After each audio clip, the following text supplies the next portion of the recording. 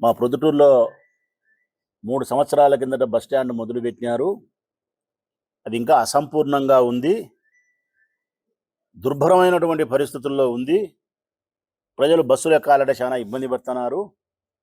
కాబట్టి ఆ అసంపూర్ణంగా ఉండబడినటువంటి ఆ బస్టాండ్ను మన ప్రభుత్వంలో పూర్తి చేయడానికి నిధులు కేటాయించాలా అధ్యక్ష.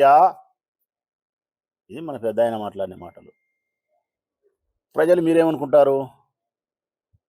పాపం మా పెద్ద ఆయన, మా ఎమ్మెల్యే 85 సంవత్సరాలు ఉండినే మా కోసం ఈ వృద్ధాప్యంలో కూడా 400 కిలోమీటర్లు ప్రయాణం చేసి గంటల తరబడి అసెంబ్లీలో కూర్చొని మన కోసం పెద్దగా ప్రశ్నించినాడు, పెద్దగా అడిగినాడు, సించి ఆరేసినాడు అబ్బా అని చెప్పి మీరు అనుకుంటారు ప్రజలారా. ఆడ సించింది లేదు, ఆరేసింది లేదు. స్పష్టంగా చెప్తా వినండి.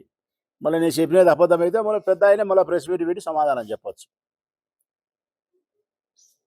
ఎప్పుడో 30, 40, 50 సంవత్సరాల కిందట కొరపాడు రోడ్లో ఉండబడిన పాత బస్టాండే మన బస్టాండ్.